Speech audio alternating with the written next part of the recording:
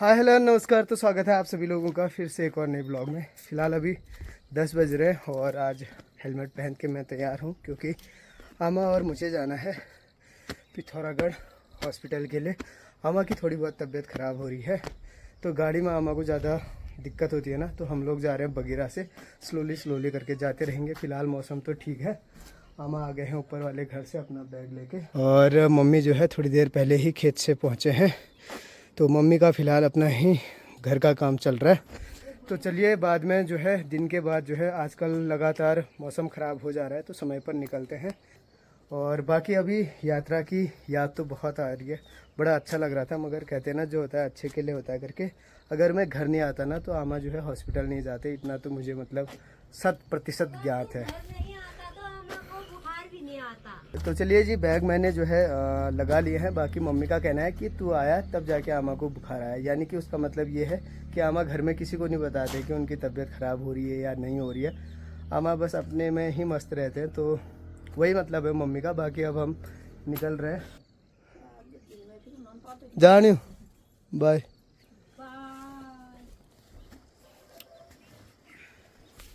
जानूंगा।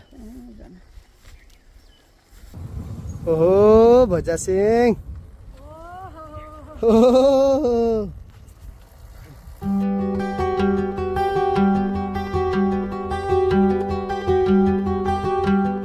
तो यहाँ पे देखिए थोड़े दिन पहले ये बोर्ड लगाया हुआ था और कल इतनी तेज़ आंधी तूफान हुई, आप लोग समझ सकते हैं कितनी हुई होगी। बोर्ड पूरा टूट के ना उल्टा हो गया, मतलब पूरा पिचक जैसा गया उस साइड को, वहाँ से पूरा टेढ़ा हो गया, यहाँ को तो पूरा टूट के ही अलग हो गया मतलब। तो आप लोग समझ सकते हैं यार कितनी तेज़ आंधी तूफान हुई होगी। मुझे तो तब बिल्कुल भी पता नहीं चला कि आंधी तूफान हो रहा है करके, मुझे बाद में पता चला क्योंकि मैं सोया हुआ था और इतनी मस्त नींद आई ना, इतने दिन की थकान जो हो रही थी क्योंकि दिन भर ट्रैक था और रात में वीडियो एडिट करते करते देर रात हो जाती थी, तो इस वजह से थकान भी हुई थी। तो अच्छा खासा सो गया था। वो तो अभी निकल रहे हैं तब जाके हालात दिखाई दे रहे हैं। अभी तो नीचे जो विद्यालय है हमारे गांव का, राजकीय इंटर कॉलेज, वहाँ भी जो है थोड़ा बहुत टूट फूट हो रखी है बता रहे थे, वो भी देखेंगे जाते जाते। तो ये है हमारे गाँव का राजकीय इंटर कॉलेज। और कहते हैं ना कि प्रकृति से खिलवाड़ बहुत महंगा पड़ता है और प्रकृति अपना गुस्सा कहीं भी और किसी भी रूप में निकाल सकती है। जैसा कि आप लोगों ने मेरे पिछले ब्लॉग में देखा होगा कि हम लोग किस चीज़ पे आवाज़ उठा रहे थे कि प्रकृति का दोहन नहीं होना चाहिए। तो किसी न किसी वजह से जो है वो अपना गुस्सा निकाल ही लेती है प्रकृति। और कल बहुत तेज़ आंधी तूफान की वजह से बड़े बड़े पेड़ टूट चुके हैं, जिसकी वजह से जो छत था ना स्कूल का वो टूट चुका है, जो टीन वाला था। सर मॉर्निंग, और क्या हाल हो रहा है?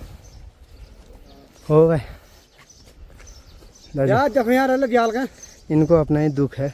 अब यहाँ देखो ये पूरा स्कूल आधी तूफान आके पूरा ध्वस्त हो चुका है। ये लगाओ, वहाँ पर तो पूरा टूट चुका है वो। यहाँ यार, और यहाँ को भी एक बार आपको वहाँ जाके दिखाते हैं कंडीशन।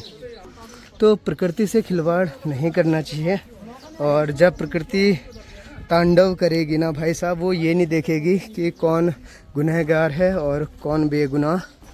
अब ज़रूरी नहीं है कि जहाँ उसका दोहन हो रहा है वहीं निकाले, कहीं भी निकाल सकती है। तो एक उसका जीता जागता उदाहरण ये है। पूरा पेड़ ही टूट गया वो देखिए वहाँ से। और ये थोड़ा बहुत डैमेज यहाँ किया है। वहाँ पर देखिए वो टीन को छेद करके अंदर घुसी हुई है लकड़ी। इस साइड का तो पूरा ही डैमेज कर दिया है। तो ये कंडीशन है भाई स्कूल की। तो आप सभी लोगों से रिक्वेस्ट है, और आजकल जो है मौसम कुछ ज़्यादा ही ख़राब हो रहा है, कहीं घूमना है आप लोगों को तो अपना ध्यान ज़रूर रखिएगा क्योंकि पेड़ों का टूटना आजकल एक आम बात सी हो गई है। तो कहीं पे भी ये चीज़ हो सकता है। बाकी जितना हो सके अपने प्रकृति को बचाने की कोशिश करें।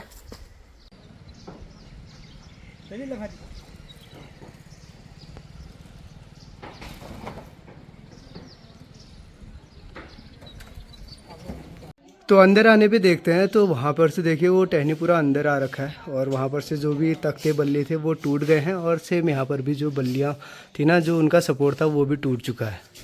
तो कल जब ये हादसा हुआ ना तो धर्मदा की ड्यूटी थी। तो धर्मदा का कहना है कि जब पेड़ टूट के आ रहा था तो इन्होंने कैसे रोका था ये बताओ बस। आत्याड़ कौखा लगा ये बता दी तू ना बताए तू आत्याड़ कौखा लगा ये बता दी। मजा आ गया भाई, मतलब मैं क्या हाजी से क्यों कौन मजा आ गया भाई बताए कौखा लगा तो ये लत्याड़े बता टे की वहाँ पी भी टेक भी लगा पी पचल भी कौन और पक्का खला व्हील टेक के बस लगा 2 मिनट लगा यो खला है तेल पिटल लगा है लगा भी को बता बता या है पचल यहाँ पी लगा यार हारो से आता तो तेल लगा गई तो हमारे धर्मदाना काफ़ी मजाकिया किस्म के इंसान है, तो ये अपने मज़े ले रहे हैं। खैर दुख तो सभी को है ही, अपने स्कूल का जो है छत टूट गई है तो दुख तो होता ही है। दुख क्यों होता है। बाकी धर्मदा कह रहे कि मैंने ऐसे रोका था।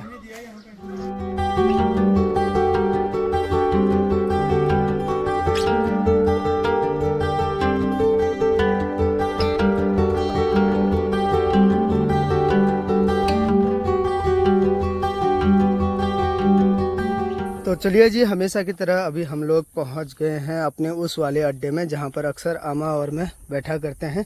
नीचे दिखाई दे रहा है चिड़िया खान और यहाँ पे बढ़िया सी छांव भी हुई रहती है और हल्की फुल्की सी हवा भी चलती है।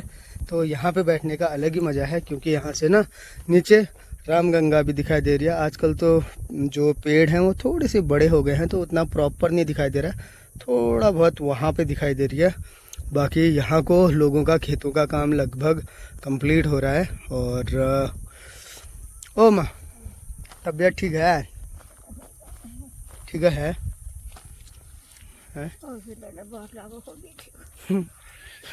अक्सर आमा के साथ ऐसा होता है ना, जब आमा घर पे होती है तो आमा की तबीयत ख़राब होती है और जब हॉस्पिटल के लिए आ जाते हैं तो थोड़ा बहुत ठीक हो जाती है।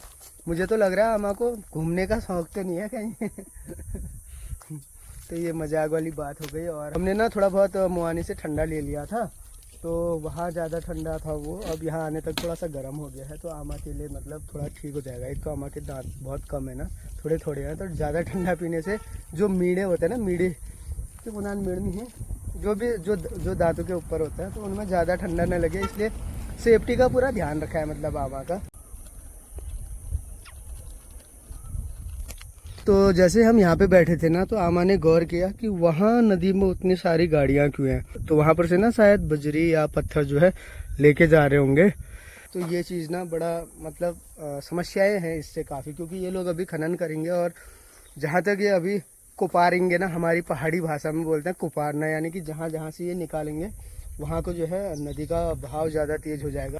तो हो सकता है आने वाले समय में नदी का जो रुख है वो दूसरी दिशा में हो जाए। और तो इन चीज़ों को ना सभी ने ध्यान में रखना चाहिए, जो यहाँ के लोग हैं उन्होंने भी और जो काम कर रहे हैं उन्होंने भी, मतलब सीमित मात्रा में करना चाहिए। ज़्यादा कुछ भी काम हद से ज़्यादा करना ना मतलब खतरा ही रहता है, और वो भी खासकर प्रकृति के साथ, जैसा कि आप लोग पहले भी देख चुके हैं।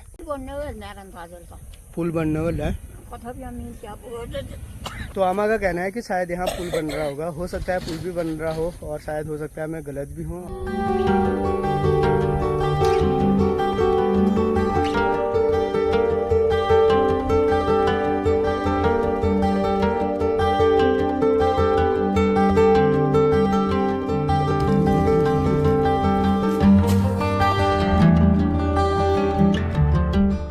तो चलिए जी, बगीरा को लगा दी है फील्ड में, बाकी आमा भी आ गए हैं और अब भूख भी लग गई है।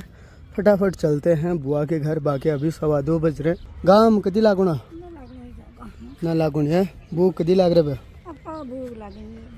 दहिट। आमा कह रही है मेरे को भूख नहीं, मेरे को बैठने का मन कर रहा है, और सफ़र करके ऐसा हो रहा है कि जैसे कि मैंने शराब पी रखी हो। आमा को मतलब सफ़र करने का नशा हो रखा है। स्वागत के लिए बाहर ही आ गई, इतनी भी भूख नहीं लगी थी। खाना बड़ा है ना और अचार या भूखा रखना बेचार। तो ये है बुआ का किचन। बाकी बुआ हमारी इतनी तेज़ है ना, बुआ को लगा होगा कि मैं कुछ नहीं लेके आऊँगा, तो बुआ ने 1 किलो चीनी मंगा दी मुझसे। वो तेज वे रहे यार तू हाची वास्तव में ना मतलब। बाकी खाना भी बुआ ने बना दिया है, इसमें भात और इसमें दाल उबल रही है।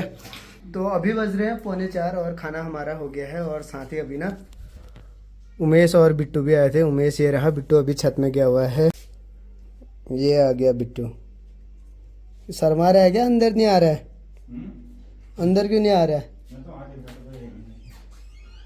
ये रहा, आ गया।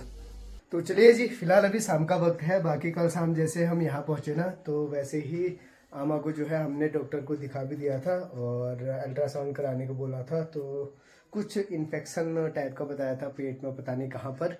तो वो कह रहे थे कि दवाइयों से ही ठीक हो जाएगा करके। तो आमा का चेकअप भी बढ़िया करके हो गया है और आमा की दवाइयाँ चल रही हैं। आमा एकदम फिट एंड फोर है।